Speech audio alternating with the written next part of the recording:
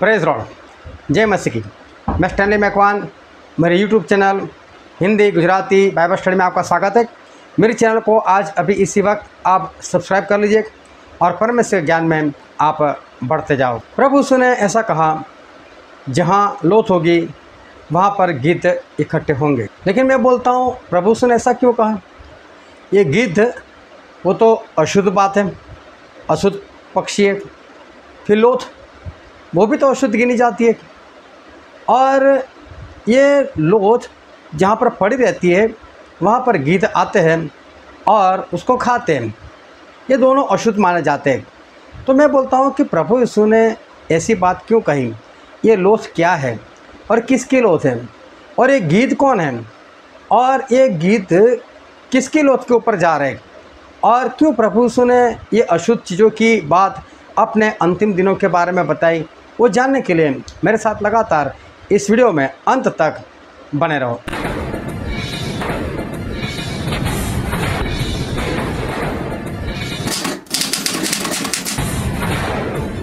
ये जानने से पहले कि लोथ क्या है, और ये जानने से पहले गिद्ध क्या है, ये जानने से पहले कि प्रभु यीशु ने लोथ और गिद्ध की बातें की क्यों, हमें एक बात और जानने की ज़रूरत है कि लोथ और गिद्ध का रिश्ता है क्या। गिद्ध एक अशुद्ध पक्षी है जिसको बाइबल में अशुद्ध माना गया है। अभी ये जो गिद्ध है वो क्या खाता है? मरी हुई चीज़ खाता है। समझ लो कोई गाय मर गई किसी जगह पर, तो गिद्ध आकर उसको खाता है। चाहे वो सड़ गई हो, चाहे उसमें से बदबू आती हो, फिर भी गिद्ध वो खाता है और इसीलिए उसको अशुद्ध माना गया है। अभी कौन सी लोथ को ये गिद्ध खाता है? तो वो जिसको दफन करने की जगह नहीं है, जिसको जलाने की जगह नहीं है, उसको जिसको ऐसे ही छोड़ दी, ऐसी लोथ की बात है। अभी जब भी कहीं पर भी अगर कोई इंसान मर जाए, अगर कोई पंछी मर जाए, अगर कोई पशु मर जाए, हो सकता है वो जंगल में हो सकता है किसी उजाड़ वाली जगह में हो, और उसकी डेड बॉडी ऐसे ही पड़ी है। अभी गिद्ध वहाँ पर आकर उसको खाता है। लेकिन मैं कहता हूँ, क्या गिद्ध को कोई बुलाने के लिए गया? क्या गिद्ध को किसी ने इनविटेशन दिया? गिद्ध को कैसे पता चला कि यहाँ पर डेड बॉडी पड़ी, चलो चलते हम लोग? गिद्ध को पता चल ही जाता है, उसको कोई बताने के लिए नहीं जाता, उसको कोई इनविटेशन नहीं देता कि यहाँ पर लोथ पड़ी है, आ जाओ और खा लो। लेकिन गिद्ध जो है वो ऊंचाई के ऊपर उड़ता है और उसकी निगाहें यही सारी चीज़ें ढूंढती रहती है। कहाँ पर कोई मर गया है, चलो खाते। मालूम है उसको उसकी बदबू आ जाती है, उसके लिए मानो खुशबू वो आ जाती है उसको, या उसकी निगाहें बहुत तेज़ है, जो भी है। लेकिन जहाँ पर लोथ होती है वहाँ गिद्ध आ ही जाते हैं। उसको कोई बुलाने के लिए नहीं जाता, उसको पता चल ही जाता है और वह वहाँ पर इकट्ठे हो ही जाते। एक गिद्ध नहीं इकट्ठा होता, ढेर सारे गिद्ध वहाँ पर इकट्ठे हो जाते हैं और सभी लोग मिलकर वो पार्टी मनाते हैं। ये मैंने इसलिए बताया क्योंकि जानने की बहुत ज़रूरत है। अब यीशु मसीह ने लोथ और गिद्ध का जिक्र क्यों किया, उसको जानने से पहले एक बात और जाननी है कि प्रभु यीशु ने जिक्र किया कब। तो प्रभु यीशु ने कब जिक्र किया? तो एक बार प्रभु यीशु और चेले वो यरूशलेम में घूम रहे थे। तो यरूशलेम में जो परमेश्वर का भवन जो बनाया हुआ था, वो भवन ये लोग देख रहे थे। तो भवन बहुत खूबसूरत बना होगा। तो चेले प्रभु यीशु को दिखाने लगे, ओ यीशु यीशु देखो ये भवन कैसा है, बहुत बढ़िया है भवन। तो प्रभु यीशु की निगाह उस भवन पर थी ही नहीं। उन्होंने तो ऐसे उत्तर दिया, एक पत्थर पर एक पत्थर नहीं रहेगा जो ढाया ना जाए। अभी वो लोग खुश होकर बता रहे, और यीशु यीशु देखो देखो देखो देखो ये भवन देखो प्रभु कितना बढ़िया है। प्रभु यीशु इधर देखने की जगह पर, जहाँ लोग दिखा रहे उधर देखने की बजाय, प्रभु यीशु बहुत शांति से और एक कठोर सा जवाब देते, एक पत्थर के ऊपर दूसरा पत्थर नहीं रहेगा जो ढाया ना जाए। मतलब ऐसा कुछ होगा कि एक पत्थर के ऊपर दूसरा पत्थर तक नहीं रहेगा, इस तरह से उसको ढा दिया जाएगा। अभी सोचो कि कहाँ चेले किस बात की बात कर रहे और प्रभु यीशु किस बात की बात करे। अभी चेले सारा शांत, सारे चुप हो गए, कुछ बोलना ही नहीं, कुछ नहीं बोले। उसके बाद वो लोग चलते चलते जैतून पहाड़ पर चले गए। जब जैतून पहाड़ पर वो लोग चले गए तो वहाँ 12 चेले और प्रभु यीशु अकेले थे। चेलों के दिमाग में अभी भी वही बात चल रही थी। तो चेलों ने प्रभु यीशु से पूछ लिया कि यीशु, आपने अभी जो बात की थी कि एक पत्थर के ऊपर दूसरा पत्थर नहीं रहेगा जो ढाया ना जाए, मतलब ये तो अंत के निशान है, ये तो अंतिम दिन की बात है, और आप अंतिम दिनों में तो वापस आने वाले हो। तो प्रभु से हमें एक बात बताओ, आप दूसरी बार कब आने वाले हो, और इस संसार का अंत, इस जगत का अंत कब होने वाला है, उसका निशान क्या है, वो निशान बताओ। फिर प्रभु यीशु ने सारा निशान बताना शुरू कर दिया, और मैं आपके आगे ये वचन पढ़ना चाहता हूँ, मत्ती 24 और उसका शुरू से। जब यीशु मंदिर से निकलकर जा रहा था तो उसके चेले उसको मंदिर की रचना दिखाने के लिए उसके पास आए। उसने उनसे कहा, तुम यह सब देख रहे हो ना, मैं तुमसे सच कहता हूँ कि यहाँ पत्थर पर पत्थर भी न छूटेगा जो ढाया न जाएगा। जब वह जैतून पहाड़ पर बैठा था तो चेलों ने एकांत में उसके पास आकर कहा, हमें बता कि ये बातें कब होगी, तेरे आने का और जगत के अंत का क्या चिन्ह होगा। देखो ये बातें यहाँ पर हुई, ये 24वें अध्याय में यहाँ पर स्पष्ट लिखा है। फिर आगे प्रभु सो भी इनको उत्तर देते, यीशु ने उनको उत्तर दिया, सावधान रहो, कोई तुम्हें न भरमाने पाए। अब आप अपने दिमाग में एक बात रखो कि यहाँ पर इस जगत के अंत की बात हो रही, इस जगह पर बात हो रही है प्रभु से दूसरी बार आने की। दो घटना एक साथ होने वाली, जिस दिन प्रभु से आएंगे उसी दिन इस संसार का अंत भी है, वही करने वाले। हम सब कुछ पढ़ेंगे, बाइबल से ही देखेंगे, लेकिन अपने दिमाग में ये रखना कि ये उस दिन की बात है जब प्रभु यीशु आ रहे और वो इस संसार का अंत करने वाले, उस दिन की बात है। तो प्रभु ने सबसे पहले तो ये कहा, सावधान रहो, कोई तुम्हें भरमाने ना पाए, मतलब अंतिम दिनों में भरमाने वाले आएंगे। फिर लिखा है, क्योंकि बहुत से ऐसे होंगे जो मेरे नाम से आकर कहेंगे मैं मसीह हूँ, और बहुतों को भरमाएंगे। बहुत लोग आएंगे प्रभु यीशु के नाम से आएंगे, मैं यीशु को मानता हूँ, बाइबल लेकर ही आएंगे, बाइबल से ऐसी गलत गलत शिक्षा दे देंगे कि लोग भरमा जाएंगे। आज देखो साउथ कोरिया से एक माता परमेश्वर शुरू हो गए, वो भी बाइबल लेकर आए कि परमेश्वर ने पुरुष को अपने स्वरूप में बनाया तो स्त्री को किसके स्वरूप में बनाया, मतलब एक नारी स्वरूप भी है ऊपर, हमारी माता भी है, यीशु मसीह की पत्नी भी है, इस तरह से वो बात बताते। तो भरमाने वाले है, प्रभु यीशु ने बोला कि भरमाने वाले आएंगे। फिर आगे हम पढ़ते, तुम लड़ाइयों और लड़ाइयों की चर्चा सुनोगे तो घबरा न जाना, क्योंकि इनका होना अवश्य है, परंतु उस समय अंत न होगा। प्रभु यीशु बोल रहे कि लड़ाइयाँ होगी और लड़ाई की चर्चा, मतलब अफवाह आएगी। मतलब आजकल जो लड़ाइयाँ चलती है, जैसे हमास की लड़ाई चलती है, गाज़ा और अमेरिका या ईरान और इज़राइल, ये सब जो लड़ाई चलती है वो सही में कोई लड़ाई नहीं है। और देखने जाओ तो लड़ाई है, लोग मर भी रहे, मिसाइलें आ भी रही, लेकिन ये सारा एक गेम प्लान है जो ऊपर से तय है। तो देखने जाओ तो ये लड़ाई भी है, देखने जाओ तो ये अफवाहें भी है, ये दोनों काम चल रहे हैं। हमें लड़ाई दिखा रहे, लेकिन ये सही में आम आदमी को मारने का प्लान है जो ये लोग कर रहे हैं। और वही प्रभु यीशु ने बोला कि लड़ाइयाँ और लड़ाइयों की चर्चा तुम सुनोगे, लेकिन बोले उस वक्त अंत नहीं होगा। फिर आगे मैं पढ़ता हूँ, क्योंकि जाति पर जाति और राज्य पर राज्य चढ़ाई करेगा और जगह जगह अकाल पड़ेंगे और भूकंप होंगे।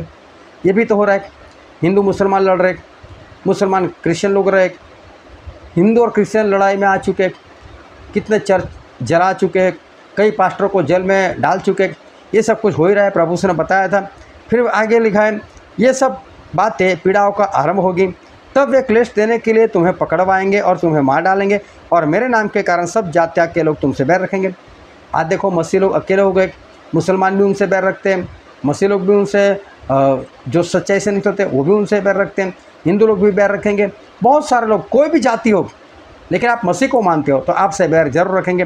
फिर आगे मैं पढ़ता हूँ, तब बहुत से ठोकर खाएंगे और एक दूसरे को पकड़वाएंगे, एक दूसरे से बैर रखेंगे, बहुत से झूठे भविष्यवक्ता उठ खड़े होंगे और बहुतों को भरमाएंगे।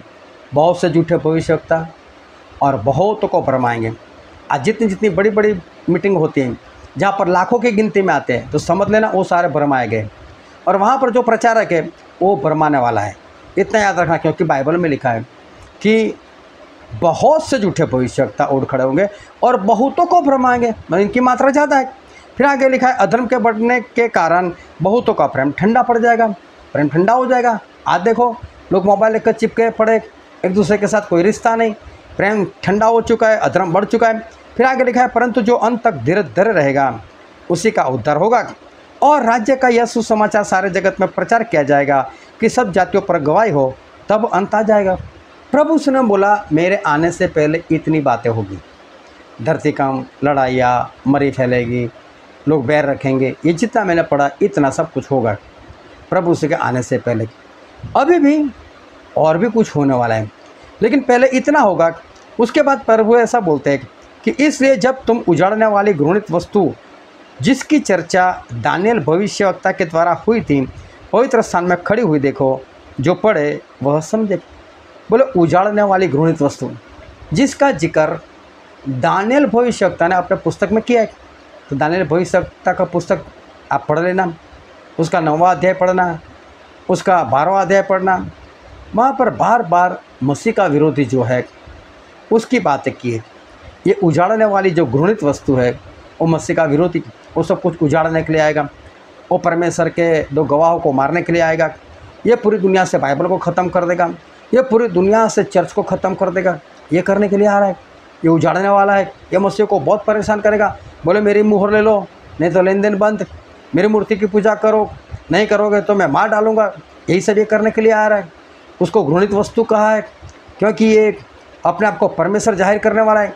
ये शैतान के सामर्थ्य से भरा हुआ है, ये शैतान के अधिकार से भरा हुआ है, इसलिए उसको घृणित वस्तु कहा गया है। तो ये बात होने वाली है। जब वो सब घटनाएं होती होगी तब बीच में ये आ जाएगा एंटी क्राइस्ट, मसीह का विरोधी, वो आएगा। और जब वो खड़ा हो तो परमेश्वर ऐसा बोलते हैं, तब जो यहूदिया में हो वे पहाड़ों पर भाग जाए। अब ध्यान में रखना, क्योंकि जिस विषय पर हम जा रहे हैं वो विषय अभी आ रहा है। बोले वो मसीह का विरोधी जब खड़ा हो जाए तब बोले जो यहूदिया में हो वो भागकर पहाड़ों पर चले जाएगा। मतलब आप शहर में रह रहे हो, शहर छोड़ दो, भाग जाओ पहाड़ों की ओर भाग जाओ, ऐसा परमेश्वर कहते हैं। फिर ऐसा लिखा है जो छत पर हो वह अपने घर में से सामान लेने को ना उतरे। मतलब छत पर चले गए। अभी तो शहर में बड़ी बड़ी बिल्डिंग है, 10 मंजिला, 11 मंजिला, 20-20 मंजिला, 25-25 मंजिला, और बड़े बड़े शहरों में 40-40, 50-50 मंजिला, और बड़े बड़े देशों में तो 100-100 मंजिला, 150 मंजिल। बोले आप उसकी छत पर हो तो वहाँ से नीचे मत आना अपने घर में, वहीं से भाग जाना। अब मैं बोलता हूँ 5 मंजिल, 10 मंजिल, 150 मंजिल वाला घर हो, उसकी छत पर से भागकर कहाँ जाओगे? लेकिन मसीह का विरोधी आ जाएगा तो बोले भागना पड़ेगा। प्रभु बोलते हैं भाग जाना। फिर आगे लिखा है और जो खेत में हो वह अपना कपड़ा लेने को पीछे न लौटे। तो खेत में जो काम करता है ना वो कुर्ता निकाल देता है, पसीना होता है, गंदा होता है, इससे कपड़ा निकाल देता है, बाद में हाथ मुँह धोकर उसको पहनता है। बोले जैसे ही उजाड़ने वाली घृणित वस्तु मतलब मसीह का विरोधी प्रकट हो, भाग जाना। बोले कपड़ा भी पहनने के लिए मत रुकना, वहीं से भाग जाना। ऐसा परमेश्वर का वचन कहता है। उन दिनों में जो गर्भवती और दूध पिलाती होगी उनके लिए हाय हाय। उस वक्त जो दूध पिलाने वाली और गर्भवती कैसे भागेगी बच्चे को लेकर? पेट में बच्चा हो तो वो कैसे भाग सकेगी? ये तो भागने का दिन है, क्लेश का दिन है। बोले परमेश्वर बोलते हैं प्रभु उसको भाग जाना। फिर आगे लिखा है कि प्रार्थना किया करो कि तुम्हें जाड़े में या सब्त के दिन भागना ना पड़े, विश्राम के दिन भागना ना पड़े। और परमेश्वर कहते हैं कि जाड़े के दिन में, सर्दी के दिनों में ना भागना पड़े, इसके लिए प्रार्थना करो। बोले ये भी एक रहस्य की बात है, लेकिन हमारा सब्जेक्ट कुछ और है। और आगे हम पढ़ते हैं यदि वे दिन घटाए न जाते तो कोई प्राणी न बचता, परंतु चुने हुए के कारण वे दिन घटाए जाएंगे। मतलब मसीह के विरोधी का वक्त इतना भयानक है कि चुने हुए लोग भी भरमा सकते, और इसलिए उनके कारण वो दिन घटाए जाएंगे। फिर लिखा है उस समय यदि कोई तुमसे कहे कि देखो मसीह यहाँ है या वहाँ है तो विश्वास मत करना। बोले उन दिनों में, क्योंकि अंतिम दिन आ ही चुके, उन दिनों में अगर कोई कहे कि यीशु मसीह आ चुके, देखो यहाँ पर है वो वहाँ पर है, बोले विश्वास मत करना। फिर ऐसा लिखा क्योंकि झूठे मसीह और झूठे भविष्यवक्ता उठ खड़े होंगे और बड़े चिन्ह और अद्भुत काम दिखाएंगे कि यदि हो सके तो चुने हुए को भी भरमा दे। ये दिन बहुत भयानक है, चुने हुए लोग भी धोखा खा सकते हैं, ऐसे दिन है। फिर लिखा है देखो मैंने पहले से तुमसे यह सब कुछ कह दिया है। प्रभु से बोलते हैं मैंने एडवांस में तुम्हें चेतावनी दे दी है। फिर आगे पढ़ते इसलिए यदि वे तुमसे कहे देखो वो ये जंगल में है तो बाहर ना निकल जाना। अब हमारा सब जगह तक बोले अगर कोई उस दिनों में ऐसा कहे कि प्रभु आ गए, अरे अभी एक संस्था है यहाँ भारत की, वो ऐसा बोलते यीशु मसीह आ चुके, सियोन में आ चुके, और सियोन नगरी कहाँ पर है? तो बोले केरला में। अभी केरला में कौन सा सियोन है? उन्होंने कुछ जगह बनाए, उसका नाम सियोन रखा है। और बोला वहाँ पर यीशु आ चुके, झूठे लोग, भरमाने वाले लोग। प्रभु ने बोला है उस वक्त कोई भी बोले मानना नहीं, बोलेंगे लेकिन मानना नहीं। बोलेंगे जंगल में, तो बोले बाहर मत निकल जाना। और कहे कोठरियों में है। जिस तरह से ये लोग बोल रहे हैं, जिनकी मैंने बात की एक संस्था है, वो लोग बोलते हैं यीशु मसीह आ गए, हमारे वहाँ है सियोन नगरी में, कोठरी में। बोले मानना नहीं, विश्वास मत करना, जाना नहीं। फिर लिखा है क्योंकि जैसे बिजली पूर्व से निकलकर पश्चिम तक चमकती है, वैसे ही मनुष्य के पुत्र का भी आना होगा। ऐसा कहते हैं प्रभु यीशु कि जिस तरह से बिजली वो पूरब से निकलकर पश्चिम तक चमकती, मतलब इधर से निकलती और इधर तक जाती है बिजली। तो बोलता आप घर में होते हैं तो भी पता चल जाता है। बिजली होती है तो उसके बाद में आवाज़ आती है, उसका प्रकाश चारों ओर ऐसे चमकता है पल भर के लिए कि पता चला बिजली चमकी। कोई आपको बुलाने के लिए आता है, ये बिजली चमकी, पता चला? नहीं, आपको पता ही चल जाता है बिजली चमकी। बोले इसी तरह से प्रभु यीशु का आना होगा, किसी को कुछ भी बताने की ज़रूरत नहीं है। तो ये बातें कौन सी चल रही? प्रभु यीशु के वापस आने की, उसके निशान की। और उसके बाद आखिरी जो वचन हमने पढ़ा वहाँ तो ये है कि उस वक्त लोग भरमाएंगे, लोग कहेंगे यीशु आ गए जंगल में, बोले मत निकलना। बोले कोठरी में, तो बोले मत जाना देखने के लिए, क्योंकि बिजली चमकती और आपको पता चल जाता है, कोई आपको बताने के लिए नहीं आता। उसी तरह से मेरा भी आना होगा। मैं प्रभु से ऐसा कह रहे कि मेरा जब आना होगा तो आपको पता चल ही जाएगा, कोई आपको बताने के लिए नहीं आएगा, पता चल ही जाएगा। कैसे? मैं आगे चलकर अभी आपको बताता हूँ। फिर यहाँ पर लिखा है 28वां वचन मत्ती 24 और 28, जहाँ लोथ हो वहीं गिद्ध इकट्ठे होंगे। तो यहाँ पर प्रभु ने क्लियर कर दिया कौन सी बात चल रही थी प्रभु के आने की, कौन सी बात चल रही थी। तो बोले प्रभु जंगल में, ऐसा कोई बोले तो मत जाना। मतलब प्रभु आ चुके। जब वो आ चुके उस दिन की बात है, तो उस दिन कोई भी कुछ भी बोले मत मानना, वो तो आपको पता चल ही जाएगा। फिर प्रभु ने बोला जहाँ लोथ हो वहाँ गिद्ध इकट्ठे होंगे। तो मैंने शुरू में आपको बताया कि गिद्ध को क्या इन्विटेशन देने की ज़रूरत पड़ती है? आ जाओ गिद्ध आ जाओ, यहाँ पर डेड बॉडी पड़ी है, लोथ पड़ी, आ जाओ खाओ इसको। नहीं, उनको पता चल ही जाता है ना। अब समझे? यीशु मसीह यही बोलते मेरे आने का भी आपको पता चल ही जाएगा। तो गिद्ध कौन हुए? हमें कहाँ पर इकट्ठा होना है? प्रभु यीशु के पास में। तो प्रभु यीशु कौन हुए? लोथ हुए। ये अशुद्धता की बात नहीं अभी यहाँ पर, ये सिर्फ प्रभु यीशु ने एक तुलना की है। प्रभु यीशु ने एक बात बताई कि जिस तरह से लोथ होती है तो गिद्धों को इकट्ठा करने की ज़रूरत नहीं होती, वो आ ही जाते हैं। इसी तरह से जब मेरा आना होगा, मैं जहाँ पर हूँगा वहाँ पर विश्वासी लोग आ ही जाएंगे। क्यों? स्वर्गदूत आएंगे, हमको उठाकर उनके पास लेकर जाएंगे, बात ख़त्म। किसी को कुछ कहने की ज़रूरत नहीं, किसी को कुछ बताने की ज़रूरत नहीं। चलो और भी मैं क्लियर करता हूँ, क्योंकि लुका उसका 17 अध्याय और 30 से लेकर 37 वचन तक मैं पढ़ता हूँ और आपको पता चल जाएगा। मनुष्य के पुत्र के प्रकट होने के दिन भी ऐसा ही होगा। देखो यहाँ पे कौन से दिन की बात की? जिस दिन प्रभु यीशु प्रकट हो जाएंगे उस दिन की बात। उस दिन जो कोठे पर हो और उसका सामान घर में हो, वह उससे लेने को न उतरे, और वैसे ही जो खेत में हो वो पीछे न लौटे। यही बात हमने मत्ती में पढ़ी।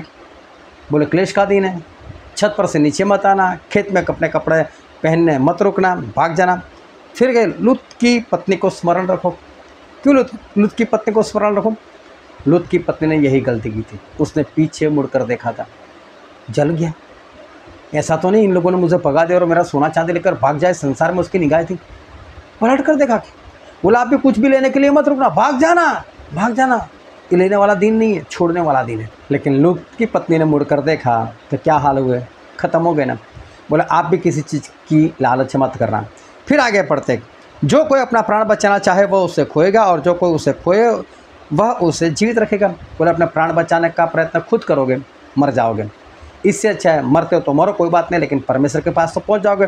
फिर आगे लिखा है, मैं तुमसे कहता हूँ उस रात को मनुष्य एक खाट पर होंगे, एक ले लिया जाएगा, दूसरा छोड़ दिया जाएगा। अब बहुत क्लियर, अभी यहाँ पर दो लोगों की बात है। खाट में दो लोग सो रहे, एक उठा लिया जाएगा तो कहाँ?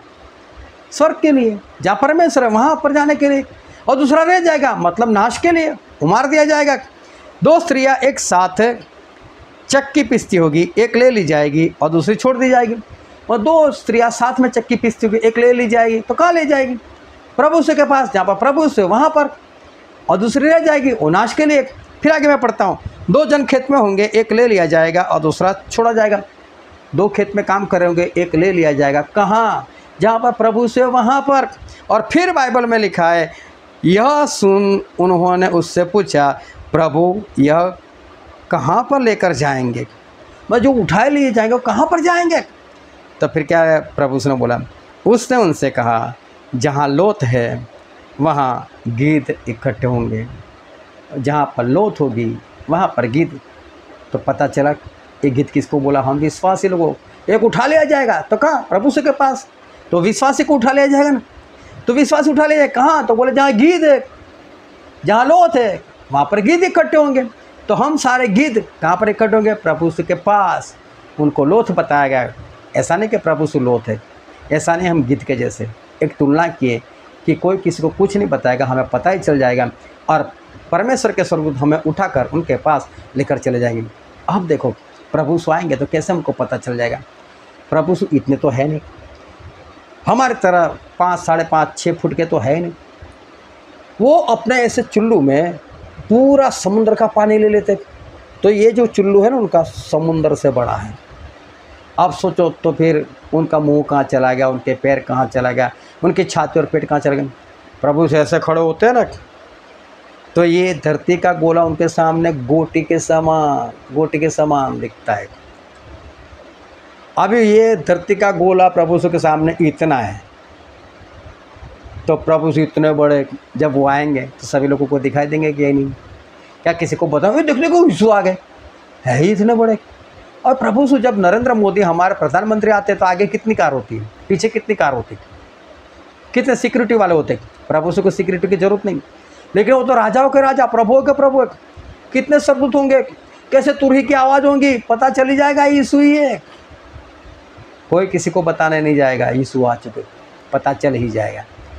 तो गीद मतलब विश्वासी लोग, और लोथ मतलब प्रभु यीशु है। परमेश्वर आपको आशीष दे। आमीन।